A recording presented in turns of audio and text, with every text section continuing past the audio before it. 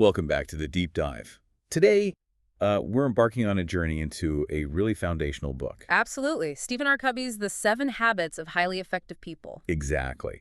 And, when it first came out in 1989, it wasn't just another book, was it? It Yeah. really felt like something different. It did. It caused quite a stir, quietly.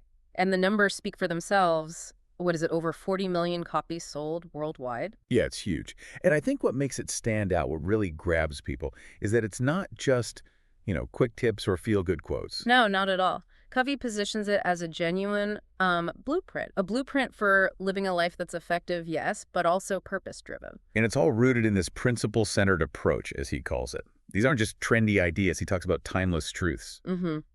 Things that apply everywhere, work, home, your inner life.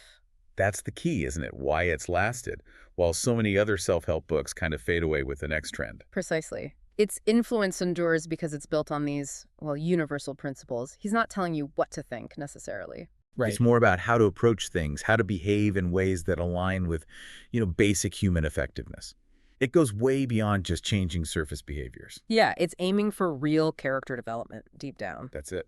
So our mission today, really, is to unpack these habits, these powerful building blocks. We want to get beyond just listing them. Understand the why behind their impact and the how they actually work together. Exactly. We'll explore all 7, see how they build on each other, from managing yourself to working well with others, and then keeping it all going. From private victories to public victories and then renewal. Spot on. So think of this as, your shortcut to really getting your head around a framework that's genuinely transformed how a lot of people approach living intentionally. Let's dive in. Okay. So Covey structures these habits really cleverly, doesn't he? It feels like a natural progression. He does. He starts with what he labels the private victories. Right. The habits that focus inward first. Building your own character, your personal effectiveness. That's the foundation. And the very first one is habit 1. Be proactive. Now, this one gets misunderstood sometimes, I think. It's not just about being busy or, taking initiative, though that's part of it. It's deeper than that. It's fundamentally about recognizing you have the freedom, the space, to choose your response, whatever the situation, whatever's happening around you. That's the core idea, isn't it? The stimulus and the response and the freedom between them. Exactly. Many people just react. They feel like victims of circumstance. Reactive language like, there's nothing I can do, or that's just the way I am. Covey pushes us to shift to proactive language. I choose, I prefer, I will, taking ownership. And a big part of that is focusing your energy, right, on your circle of influence. Yes, the things you actually can control or influence, your attitude, your choices, your skills. Instead of getting sucked into the circle of concern. All the stuff out there you worry about but can't really change. Politics, the economy, other people's mistakes. Wasting energy there just makes you feel more helpless. Focusing on your circle of influence actually expands it over time. What do you think is the biggest hurdle for people trying to practice this? Oh, that's a good one. I think maybe just breaking the habit of blaming. It's so easy to point fingers at circumstances, at other people. It is. It takes conscious effort. Yeah. And maybe also just like confusing proactivity with simply being hyperactive or aggressive. It's not about that. It's about principled response. Well put. It's that internal responsibility. So once you start taking that responsibility, embracing that choice, Covey says, okay, now where are you actually aiming? Right. Which leads perfectly into habit 2. Begin with the end in mind. This is all about vision, clarity, knowing where you're going. Yes. And he uses that really powerful, maybe slightly morbid thought experiment. Imagine your own funeral. Oh, yeah. That one makes you stop and think. It does. What do you want people to say about you? What difference do you want to have made? What truly mattered? It forces you to define what success looks like for you, on your terms, not just society's definition or someone else's. And that often leads to creating a personal mission statement, a guiding document for your life. Because if you don't have that end in mind... You could spend your whole life climbing a ladder, only to find it's leaning against the wrong wall. Exactly. Why do you think people often shy away from this kind of deep thinking? It feels important. Maybe because it's hard. It forces you to ask big questions about purpose, values, meaning. It can feel, I don't know, overwhelming. That makes sense. Easier to just go with the flow. Yeah, but Covey's point is, if you drift, you end up wherever the currents take you or where others push you. That's not effective living. It's not intentional. True. You need that internal compass. Okay, so you've taken responsibility. Habit 1, you defined your destination. Habit 2, what's next? Well, now you need to actually do the things that get you there. Discipline. Execution. Which brings us to habit 3. Put first things first. Ah, the practical one. This is where vision meets action, right? Precisely. It's about translating your values and goals from habit 2 into how you spend your time day by day, week by week. Prioritizing. And not just prioritizing anything, but prioritizing the important things. Yes. And that's where his time management matrix comes in. Well, it was revolutionary. It still is. The 4 quadrants, urgent versus important. Right. Quadrant No is urgent and important, crises, deadlines. We have to deal with these. Sure. Quadrant 3 is urgent but not important interruptions, some meetings, other people's minor issues. We get trapped here a lot. We do. It feels productive because it's busy, but it often doesn't move us toward our real goals. Quadrant 3 is not urgent, not important time wasters, escape activities. We all spend some time there, let's be honest. Of course. But Covey argues the highly effective people minimize time in Quadrant 3 and, crucially, spend significant time in Quadrant 2. Which is? Important, but not urgent. Ah, okay. Like what? Things like long-term planning, building relationships, exercise, learning new skills, proactive work, prevention. The stuff that builds capacity but doesn't usually scream for immediate attention. Right, the things that are easy to put off because they aren't on fire right now. Exactly. But consistently neglecting Quadrant 2 is what leads to more crises down the road. Putting first things first means consciously carving out time for Quadrant 2. It's about having the discipline to say no to the unimportant, even if it feels urgent, so you can say yes to what truly matters for your long-term vision. Spot on. It connects Habit 2 directly to Habit 1's proactivity. You choose to act on your priorities. But it's tough. We get pulled into Q1 and Q3 constantly. What's like one concrete thing someone could do to spend more time in Q2? Good question. I think the most practical step is weekly planning. Taking maybe 30 minutes at the start of the week to look at your roles and goals, and then schedule specific blocks of time for your key Quadrant 2 activities. Like actually putting strategic thinking time or relationship building lunch in the calendar? Yes. Treat those appointments with yourself as seriously as you'd treat an appointment with your boss or a key client. That discipline is Habit 3 in action. Makes sense. Okay, so those first 3 proactivity, end in mind, first things first, Covey calls those the private victories, right? They're about self-mastery. That's right. Building your foundation of character and competence. From there, he moves outward to the public victories. Which are all about interaction, relationships, teamwork. Exactly. And this starts with Habit 4, think win-win. This one feels foundational for getting along with people effectively. It's not just about being nice, though. No, it's much more than that. It's a mindset, a philosophy for human interaction. It's about constantly seeking mutual benefit. Believing that one person's success doesn't have to come at the expense of someone else's. So moving away from win-lose or lose-win or even lose-lose thinking. Definitely. It requires integrity, sticking to your values, maturity, expressing your ideas and feelings with courage and consideration for others, and crucially, what Covey termed the abundance mentality. Ah, the abundance mentality. What's the opposite of that? The scarcity mentality, the belief that there's only so much pie to go around. If someone else gets a big slice, that means less for me. Which leads to competition, comparison, defensiveness. Precisely. Win-win comes from believing there's plenty for everybody. We can cooperate to create more pie. It's about asking, how can we both get what we want? Or find an even better third alternative. That sounds ideal, but it must be hard in really competitive fields or situations. It can be.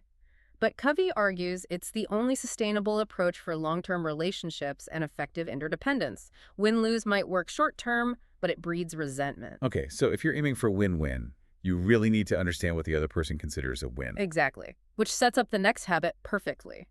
You can't achieve win-win if you don't know what the other person truly needs or wants. Which is habit 5. Seek first to understand, then to be understood. Probably one of the most profound and honestly most difficult habits for many people. Why difficult? It sounds simple enough. Listen first. But how we listen. Covey points out that most of us don't listen with the intent to understand.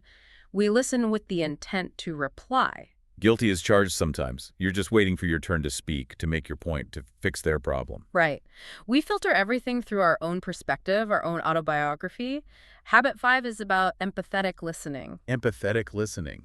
What does that involve? It's listening with your ears, yes, but also with your eyes and your heart. trying to grasp the feeling, the meaning, the other person's frame of reference, really getting inside their head, seeing the world as they see it. Not just hearing the words, but understanding the person. Exactly. It requires pausing your own agenda, resisting the urge to judge or advise immediately. Only once you are confident you truly understand their perspective. Then you can focus on being understood yourself, presenting your own views clearly and respectfully. Correct. And when you've genuinely listened first, people are far more open to hearing you. You've built trust, you've shown respect, it transforms communication. You can see how that directly enables habit 4, the win-win. If you understand each other deeply, You're much more likely to find solutions that work for everyone. It prevents so many misunderstandings and conflicts. It's the foundation for real collaboration. which I guess leads us right into the next one. It does indeed. Habit 6, synergize. Synergy. That sounds a bit corporate buzzwordy sometimes, but Covey means something specific, right? He does. It's not just cooperation or teamwork in the usual sense. It's creative cooperation. Okay, creative cooperation. What's the difference? Synergy happens when the whole is genuinely greater than the sum of its parts. When people work together in such a way, valuing their differences, that they produce insights or solutions that no one could have come up with alone. So it's like 1 + 1 = 3, or 10, or 50. Exactly. Yeah. It's about embracing differences in perspective, experience, style, not just tolerating them, seeing those differences as strengths, as opportunities. Instead of seeing difference as a source of conflict or annoyance. Right. Synergy requires high trust, which you build with habits 4 and 5. It requires a win-win attitude and genuine understanding. When you have that, you can openly explore new possibilities, build on each other's ideas, and arrive at a third alternative. A solution that's better than either person's original proposal. Precisely. It sounds amazing, but what stops people from achieving synergy more often? What gets in the way? I think maybe ego. Wanting your idea to win. And maybe insecurity. Fear of conflict, fear of looking stupid if you suggest something unconventional. Those are huge blockers. Synergy requires psychological safety. People need to feel safe enough to be open, vulnerable, and disagree respectfully without fear of reprisal. It demands humility and valuing others' contributions. It really feels like the combination of the previous habits working together. It absolutely is. Habits 1, 2, and 3 build your internal strength. Habits 4, 5, and 6 build your ability to work effectively with others. But then there's one more. The one that keeps everything else running. Habit 7, sharpen the saw. Yes, the habit of self-renewal. This one seems crucial, but maybe easy to neglect when things get busy. Terribly easy. Sharpen the saw is about preserving and enhancing your greatest asset, yourself. Covey stresses the need for balanced, consistent renewal in 4 key dimensions. Okay, what are the 4? Physical exercise, nutrition, rest, stress management, taking care of your body. Makes sense. Mental. Mental reading, learning, visualizing, planning, writing, keeping your mind sharp and engaged. Got it. Third, social emotional building relationships, service, empathy, synergy itself, connecting with others meaningfully. This relies heavily on habits 4, 5, and 6. Okay, and last one. Spiritual, connecting with your values, clarifying your purpose, meditation, prayer, spending time in nature, whatever nourishes your core and provides meaning. So it's holistic. Body, mind, heart, and spirit. Exactly. Neglecting any one area will eventually impact the others. You can't keep sawing effectively if the blade is dull. Sharpening the saw isn't selfish. It's essential for being able to contribute effectively in all other areas of life. It's the habit that makes all the other habits possible, really.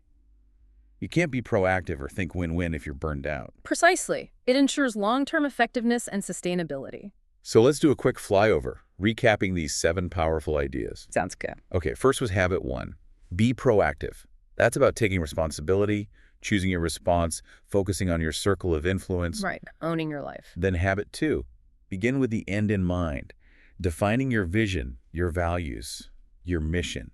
Knowing where you're headed. Living with intention. Habit 3. But first things first. Discipline.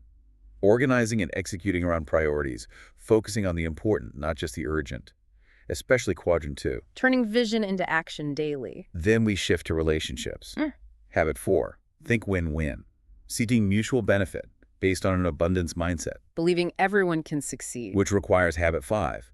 Seek first to understand, then to be understood. Empathetic listening, really connecting before advising or problem solving. Communication that builds bridges. Leading to habit 6. Synergize. Creative cooperation. Valuing differences to create solutions better than any individual could alone. The whole being greater than the sum of its parts. And finally, habit 7, sharpen the saw. Continuous self-renewal across the physical, mental, social, emotional, and spiritual dimensions. Staying balanced and strong for the long haul. It's quite a framework. It really is. And the crucial thing to remember is that these aren't just steps on a checklist you tick off once. Yeah, definitely not. They're habits. They form an interconnected system. It's meant to be a lifestyle, something you practice consistently. It's not about being perfect, but about that daily effort. Yeah, consistent practice. That's where the real transformation happens, isn't it? Well, Becoming more focused, more productive. and ultimately more fulfilled. It's about sustainable effectiveness and growth. Absolutely. So as we wrap up this deep dive into Covey's enduring work, here's something for you, our listener, to really think about. Covey presents these habits as a blueprint, rooted in timeless truths for a purpose-driven life. So consider this. How might consistently applying even just one of these principles, really committing to it, transform things for you? Yeah, not just the obvious stuff like your career success or productivity. Right. But also those quieter, more personal aspects, your sense of self, your well-being, the quality of your inner life. What kind of ripples could that create? That's a powerful question to sit with.